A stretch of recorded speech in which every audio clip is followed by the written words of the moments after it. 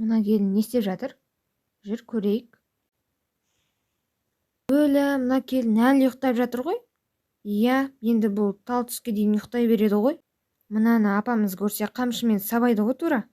Иә, бұны солай тәрбиелеу керек бірақ. Қой құрсын, кеттік, өзіміз оятайық бұны. Әй келін, сен тұратын ойын жоқ қой дейм, иә? Ой, сәлеметсіздер ме? Ой, сәлеметсіздер ме деппін ғой. Қайырлы таң, не болды? Сен не сонда жата береткенсің да, ал біз болсақ үйдің тірлігін бір жасау керекпіз ба? Иә, мынаны апамызға айтпағанымызға шүкір десен. Қазір апамыз үйде емес, келсе сені айтып тастайтын едік әйтпесе.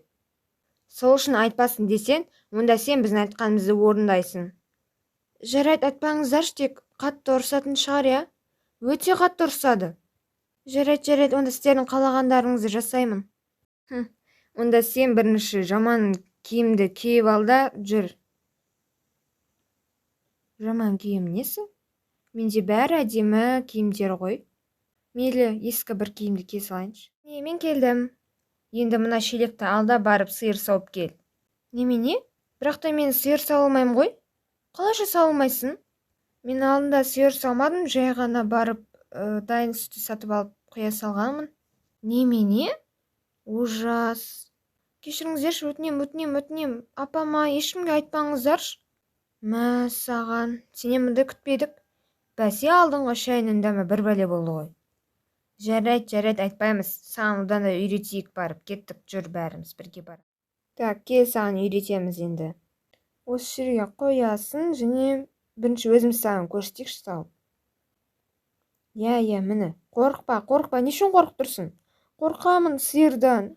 Өтінемін, сиыр саумай-ақ қойшы, басқасын бәрін жасаймын. Бірақ та сен біздің айтқанымызды жасайсың ғой, солай келісіп едік қой. Иә, бірақ та мен тек сиыр сауылмаймын, қалған бәрін жасап берем. Мейлі, хотя бы үйреніп алшы, көрсетейік саған. Мына жерде тұр, сен тістеп алмайды сиыр. Жарайды. Міне, бұлай аласың да сауа бересің, бол. Не қиындығы бар осының? Фу, мынақта боқтың иісі шығып кетті. Енді ферма болғасы сондай болады да? Иә, болды, сен ауылдың келінісің, уже үйрене бер осының бәрін. Міне, сауып бітті уже. Көріп алдың ба? Иә, көрдім. Енді келісте өзің жасайсың осыны. Туф, болды, шығайық, свет өшіре сал. Енді бұл жерге ешқашан келмеспін. Мен ауылда уже қалғым келмейді, тезірек кеткім келеді. Қалаға дейін қанша күн қалыпты? Так, 20 күнде қалыпты ғой. Бірақ та ол әлі өте көп. Тезірек қалаға кеткім келеді. Мыналар да мені жұмсай береді, мен олардың қызметшісі сияқты. Кішкене 20 күн шыдасам болды. Диана келін. Мені шақырып жатыр ма? Кеттім. Ой, мынау қайда жүр? Келдім, не болды? Құлағын керең болып қалған ба? Бағанадан бері шақырып жатырмын ғой. Иә, кішкене есімей қалдым. Одан да бар да қазір фермада телефонымда қалдырып кетіппін ғой. Соны алып кеш. Мәссаған, мен фермаға барғым келмейді деп айтып едім ғой сізге. Барып келсе енді, сен мен айтқанымды жасаймын деп едің ғой. Жарайды. Онсыз да бостан босқа үйде жатсын. Одан да барып кішкене жүріп келсей. Жарайды. Бір сол заттарды ұмытпай жүрсе болады ғой. Обязательно мені жұмсау керек. Қыз, тоқташ. Не болды, тағы не керек? Я, не болды? Мен жалпы сені бұрында ауылда көрмеппін, сен жаңадан келгенсің ба? Я, мен жаңадан келгенмін. Яғни мен қаладан келдім. Мен мұнда отырайын. Я, жалпы сені бұрында көрмеппін. Яғни сен осы жерге келін болып жүресің, я? Я, келінімін. Енді бір айдан кейін қайтадан кетеміз қалаға. Мә, рахат қой саған. Бірақ мен де қаладан келгенмін ауылға келін болып. Бірақ та біз негізі тоже бір айға ма сондаға келгенбіз. Бірақ та уже кейін осы ауылда қалып қалдық. Енеміз ұрысты, қалада бармайсыңдар, ауылда қалыңдар деп, сол үшін ауылда қалдық. Мә, саған, надеюсь, менде ондай болмайды. Мына ауылда скучно, ештеңке жоқ, интернет те жоқ. Хотя бы Инстаграм көрейін десем, Инстаграм да көрсетпейді. күнде осы сиырды сауу керек, тамақ істеу керек. Менің уже бұл надоел болып кетті. Иә, бірақ та ауылда қызық, қалада да қызық, бірақ та ауыл маған өте қатты қызық. Қойшы, неменесі қызық осы ауылдың? Тем более менің 2 сұр жылан жеңгелерім бар. Сұр жылан енем бар. Қой құрсын, бұлай айтпай-ақ қойсай, мүмкін естіп қалып кейін таяқ жеп жүресің ғой. Иә, бірақ мен қаладан болғаннан кейін мен мынау ауылдың тірлігін жасай алмаймын. Тамақты жасай алмаймын, тіпті сиырды сауа алмаймын.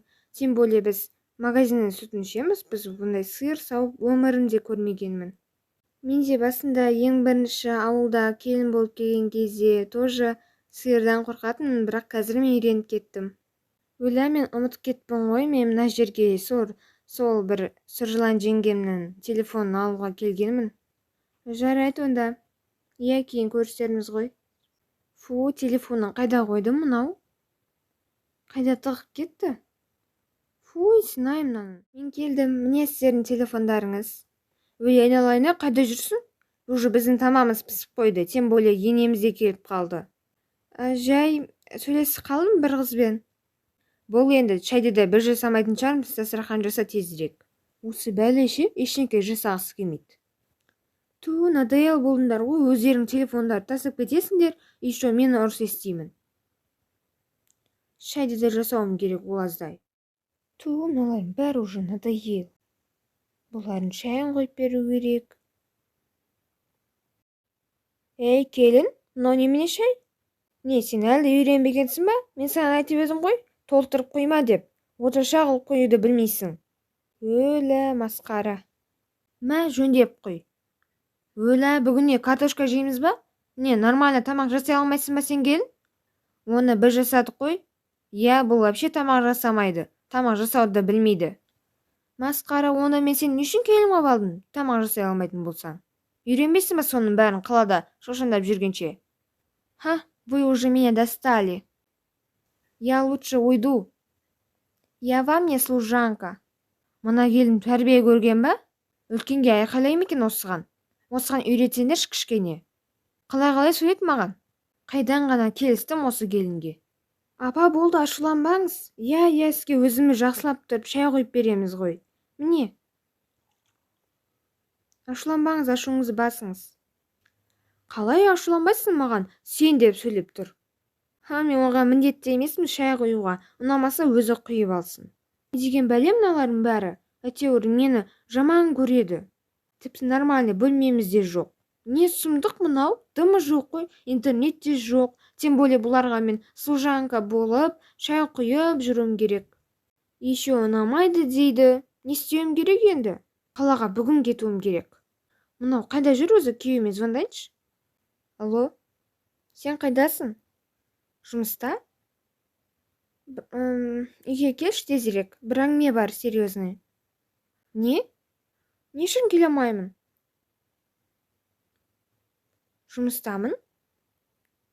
Жарайды, келмесең одан әрі.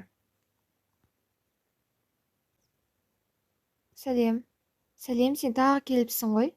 Иә, ал сен сонда бағанадан бері әлі отырсың ба? Иә, бүгін негізі демалайын деген ғой өзім. Айтпақшы, сен неге көңіл күйің жоқ? Үйдегілер ғой. Мені қызметші сияқты көреді. Жасаған тамағымды ұнатпайды. Оның үстіне менің жасаған шайымды да ұнатпайды. Еще таңғы 7-де тұруым керек. Бұл не чесіне ғой? Иә, бірақ та бұл ауылдағы өмір ғой. Бұнда бәрі солай жасап үйреніп қалған. Енді сол мен енеме ренжіп отырмын. Неге ренжіп отырсың? Менің шайымды ұнатпайды, еще маған ұрсады. Мен қазір қалаға кеткім келіп тұр. Бүгін или ертең кететін шығармын. Күйеуіме звондасам, жұмыстамын, келе алмаймын дейді. Бұл өте маңызды разговор десем. Мен вообще мына жерде 1 минутқа да қалғым кеп тұрған жоқ. Мүмкін енеңе ренжімей-ақ қоясың. Ол үлкен кісі ғой. Оның енді бір жақтан келгеннен кейін оның настроениесі болмауы мүмкін, ашуланып тұруы мүмкін. Сол үшін ол кісіге ренжімей-ақ қойсайшы. Бірақ қалай ренжімеймін? Менің жасаған шайымды ұнатпайды. Ол аздай менің тағы да 2 жеңгем бар. Олар да оңып тұрған жоқ. Менің ойымша сен кішкене асықпай шешім қабылда. Қалаға кетіп қалсаң, кейін ренжуі мүмкін, енді үлкен кісі ғой. Қалғанын дұрыс деп ойлайсың ба? Иә, қалуың керек деп ойлаймын. Жарайды, ренжімей-ақ қояйын. Үлкен кісі ғой, не істеймін оған ренжіп. Иә, міне дұрыс. Бірақ та мен оған қалай ұнаймын, не істесем де ұнатпайды. Мүмкін сен бәрін жақсылап істеп көрерсің. Кішкене енді тамақ жасап, өзің күшті тамақтар жасап, енеңнің көңілінен шығады ғой сол кезде. Жарайды, менің басыма неге келмеген бұл? Өте жақсы идея екен. Онда бәрін өзім жасауым керек, жақсылап тұрып. Иә, сол кезде сені кешіреді. Жарайды. Рахмет кеңесіңе, мен кеттім. Ұнаса лайк басып тіркеліп кетіңіз, және де сау болыңыздар.